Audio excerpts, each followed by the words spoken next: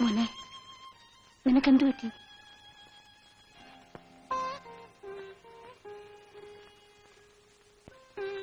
നീ എന്താ ഒന്നും മിണ്ടാത്തത്? എടി പിന്നെ കാര്യം പറയാൻ.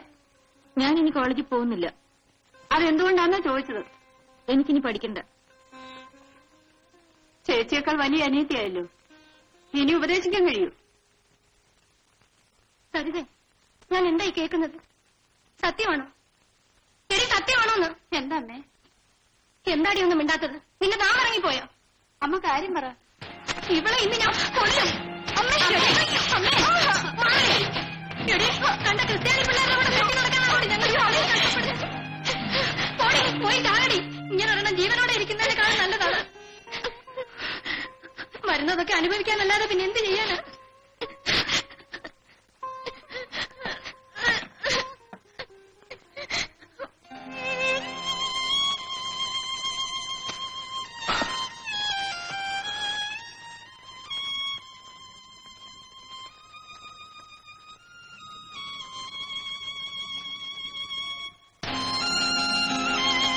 ഇന്നത്തോടെ എന്റെ പഠിത്തം അവസാനിച്ചു. തൃപ്തിയായില്ലേ? ഇനി എന്നെ എന്റെ കുടുംബത്തെയും കൊല്ല്. എന്നിട്ട് ആ ശവങ്ങൾക്ക് മുകളിൽ കയറി നിന്ന് നിങ്ങളുടെ ആഗ്രഹം നിറവേറ്റ്.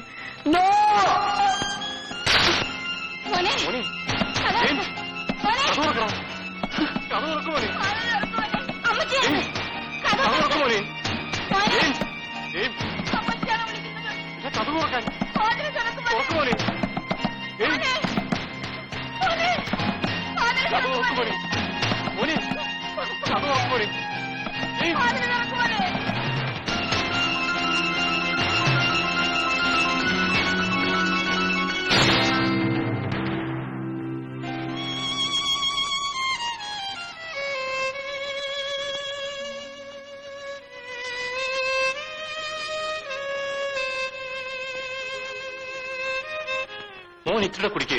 വേണ്ട ഡാഡി, ഇനി കുടിച്ചാ എനിക്ക് കണ്ണു കാണില്ല. മോന്റെ അടുത്ത് ഡാഡിയല്ലേ ഇരിക്കുന്നത്, കഴിക്കേ. ഡാഡി കള്ളു കുടിക്കുന്ന പാവമാണോ? എന്ന് ആര് പറഞ്ഞു? മേനോൻ അങ്കിൾ. എന്നാലേ മേനോന് പാവമായിരിക്കും, ക്രിസ്ത്യാനിക്കല്ല. മോൻ ഇച്ചിരി കുടിച്ചു. ഇതിന്റെ പാവമൊക്കെ ഡാഡി തീർത്തോളാം. കഴിക്കേ.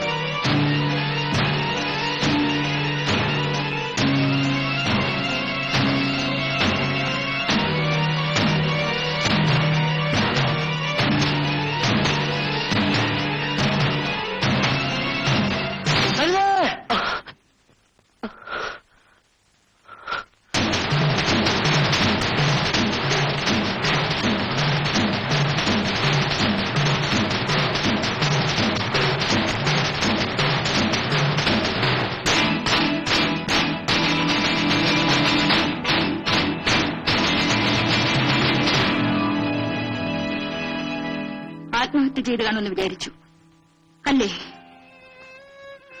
അതിന് കാരണക്കാരനായി നിങ്ങളോട് പറയാതെ ഞാനിത് ചെയ്യില്ല. ഈ സമയത്ത് ഞാനിവിടെ വന്നെന്തിനെന്നറിയാമോ? നിങ്ങളുടെ ക്രൂര വിനോദത്തിലെ അവസാനത്തെ സ്ത്രീ ഞാനായിരിക്കണമെന്ന് അപേക്ഷിക്കാൻ. ജെയിംസ്, ഈ ലോകത്ത് ആര് ജനിച്ചാലും മരിച്ചാലും നിങ്ങൾക്ക് നഷ്ടമൊന്നുമില്ല.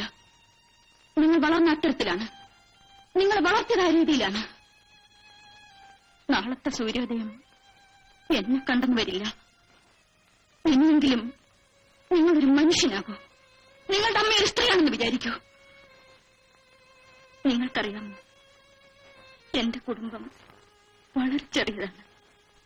എനിക്ക് വേണ്ടി വിവാഹം പോലും ഉപേക്ഷിച്ച് വിങ്ങപ്പെടുന്ന ചേച്ചി, ഉറക്കം മറന്ന് രാപകലില്ലാതെ കഷ്ടപ്പെടുന്ന അമ്മ, അവരുടെ ഹൃദയത്തിൽ ഉൾക്കൊള്ളികൊണ്ടല്ലേ നിങ്ങൾ കുത്തിയത്? നിങ്ങൾ പശ്ചാത്തപിക്കുമെന്ന് എനിക്ക് വിശ്വാസമില്ല.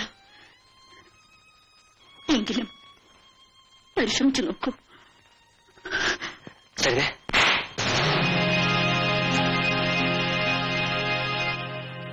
അല്പം വൈകിപ്പോയും തോന്നുന്നു. ഞാനിത് നേരത്തെ ചെയ്തിരുന്നെങ്കിൽ എന്റെ എന്ന് പറയാൻ എനിക്കൊരു മകനുണ്ടാകുമായിരുന്നു. മോളെ, ഞങ്ങളെ വിചാരിച്ചെങ്കിലും നീ അവനോട് ക്ഷമിക്കും. എടാ, ഇവളുടെ കാൽ ചുവട്ടിലെ മണ്ണിന്റെ വില പോലും ഇല്ലാത്തവനാണ് നീ. ചോദിക്ക്, ഇവളുടെ കാലൊഴിച്ച് മാപ്പി ചോദിക്കും. സരിതേ, ഞാൻ ഒന്നും പറയണ്ട. ഇനിയുള്ള നിങ്ങളുടെ താണ്ഡവം എന്റെ ശവത്തിലാവട്ടെ. എന്റെ ശവത്തിന്മേൽ നിങ്ങൾ പോസ്റ്റർ ഒട്ടിക്കൂ.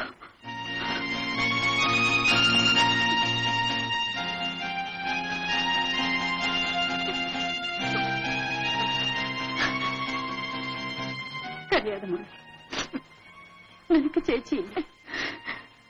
ചേച്ചി ചുമച്ച് തുപ്പുന്നത് വരെ നീ വിഷമിക്കില്ല. നിന്റെ സ്വഭാവം എനിക്കറിയാവുന്നത് കൊണ്ട് തന്നെയാണ് ഞാൻ ഉറങ്ങാതെ കാത്തിരുന്നത്. അമ്മ ഉണരുന്നതിന് മുൻപ് നമുക്കങ്ങ് ചെല്ലാം.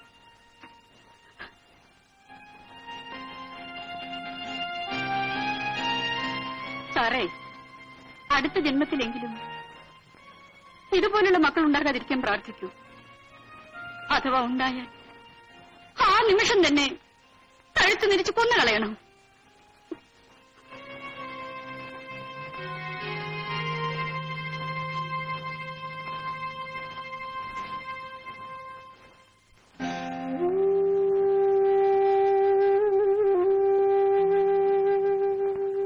സരിതേ, നീ ഇങ്ങനെ വാശി പിടിച്ച് കിടക്കരുത്. പരീക്ഷയ്ക്ക് ഇനി 3 മാസങ്ങളേ ഉള്ളൂ. അത് കഴിഞ്ഞാൽ നമ്മളെല്ലാവരും രക്ഷപ്പെടും. ഞാൻ ഇനി ആ ശവപ്പറമ്പിലേക്കില്ല. ഞാൻ പറയുന്നു കേക്ക്. എന്നെ ജീവനോടെ കാണുന്നുണ്ടെങ്കിൽ ഇനി നിർബന്ധിക്കരുത്.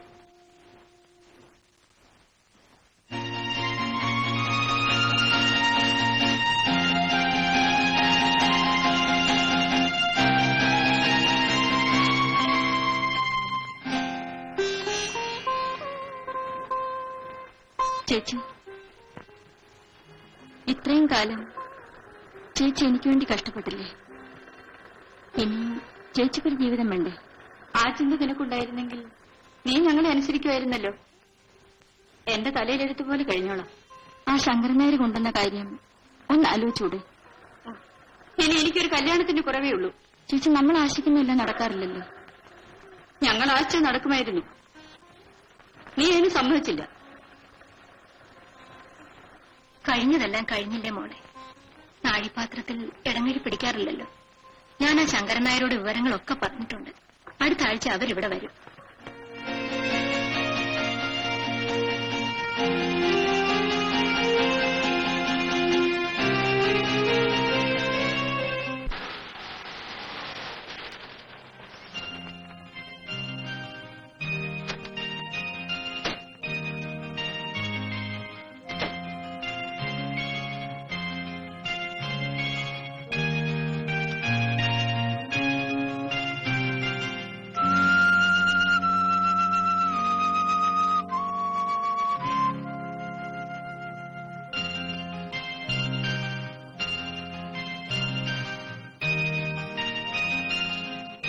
സരിതേ,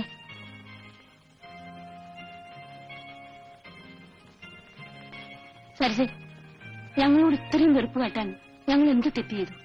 തെറ്റും ശരിയും തിരിച്ചറിയാവുന്നവരോടല്ലേ തെറ്റിനെ പറ്റി പറഞ്ഞിട്ട് കാര്യമുള്ളൂ. മോളെ, ഒരപ്പച്ചന്റെ സ്ഥാനം എനിക്കില്ല. എങ്കിലും പ്രായമുണ്ടല്ലോ. ഉപദേശിക്കുകയാണെന്നും തോന്നരുത്. എന്റെ മകൻ കാരണം നീ ഒരുപാട് ദുഃഖിക്കേണ്ടി വന്നിട്ടുണ്ടെന്നും എനിക്കറിയാം. ഒരല്പം വിട്ടുവീഴ്ചയ്ക്ക് തയ്യാറായിക്കൂടെ? എക്സാമിന് കഷ്ടിച്ച് 2 മാസമല്ലേ ഉള്ളൂ മോളെ. അതും കൂടി കഴിഞ്ഞാൽ സരിതയ്ക്ക് സ്വന്തം കാലിൽ നിൽക്കാറാവും. പൂ പറിക്കാൻ നേരത്ത് ചെടിയുടെ കടയ്ക്ക് തീ വെക്കണോ മോളെ? അമ്മയുടെയും ചേച്ചിയുടെയും ആഗ്രഹം നിറവേറ്റാൻ നോക്കൂ. തിരുത്താൻ വയ്യാത്ത തെറ്റുണ്ടോ മോളെ? ജെയിംസ് അത് തിരുത്തിക്കഴിഞ്ഞു. ഇപ്പോൾ സരിതയേക്കാൾ ദുഃഖം അവനാണ്. മോള് കോളേജിൽ പോയാലേ അവനും പോവും. മോള് പരീക്ഷയ്ക്കിരുന്നാലേ അവനും ഇരിക്കൂ. ഓഹോ, നിങ്ങളുടെ മോന് പരീക്ഷയ്ക്കിരിക്കാൻ എന്റെ സഹായം വേണം. അതിനുവേണ്ടിയുള്ള കുമ്പസാരമായിരുന്നു ഇത്രയും നേരം. അല്ലേ മോളെ, നിങ്ങൾ രണ്ടുപേരും ഞങ്ങൾക്ക് ഒരുപോലെയാണ്. നിന്റെ ഭാവിക്ക് വേണ്ടി ഞങ്ങൾ എന്ത് വേണമെങ്കിലും ചെയ്യും. എങ്കിൽ മകനോട് പറയൂ, കുറെ കൂടി പോസ്റ്ററുകൾ കോളേജ് പരിസരത്ത് ഒട്ടിക്കാൻ.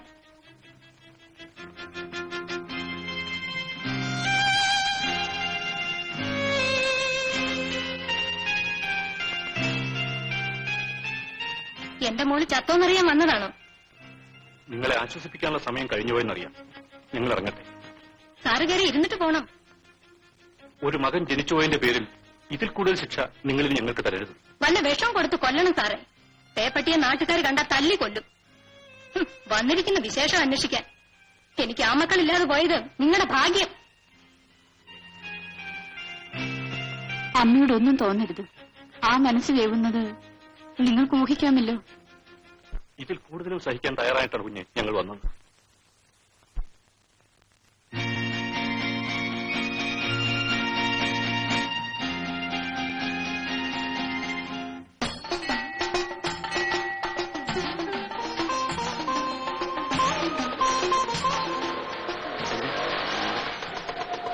പ്ലീസ് സരിതേ, എന്നോട് എന്തെങ്കിലും സംസാരിക്കൂ. നോക്കൂ, എന്നെ ഒന്ന് ജീവിക്കാൻ അനുവദിക്കും. എന്നോട് ഇത്രയും ക്രൂരത കാണിക്കണോ? ക്രൂരത കാണിക്കുന്നത് ഞാനാണോ നിങ്ങളാണോ? മേലാൽ എന്നെ ബുദ്ധിമുട്ടിക്കരുത്.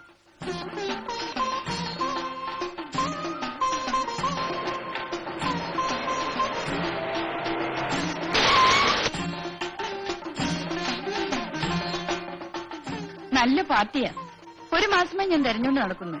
എന്താ സന്യാസത്തിലായിരുന്നു? കാണാനേ കിട്ടുന്നില്ല. നമുക്കൊന്ന് കറങ്ങിയിട്ട് വരാം. എവിടെ? ഇതെന്ത് ചോദ്യമാ? നമ്മുടെ പഴയ ഹോട്ടലിൽ.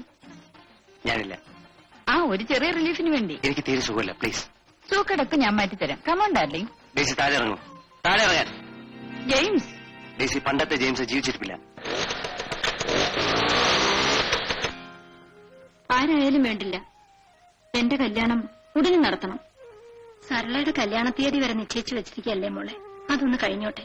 സാരമില്ലമ്മേ, ഞാനിവിടെ നിന്ന് നരച്ചാലും കുടുംബത്തിന് മാനക്കേടുണ്ടാവില്ല. അവളുടെ കാര്യം എത്രയും വേഗം നടത്തുന്നതാ നല്ലത്. എല്ലാം ദൈവവിധി, അല്ലാതെ എന്തു പറയാനാ. ആ, ഞാൻ ആ ശങ്കരനാരെ ഒന്ന് കണ്ടേച്ചു വരാം. ഈയിടെയായി ജെയിംസ് ജോർജ് എന്നെ കണ്ട പാവം പോലും നടിക്കാറില്ല. എന്നെ വലിയ താല്പര്യമാണ്.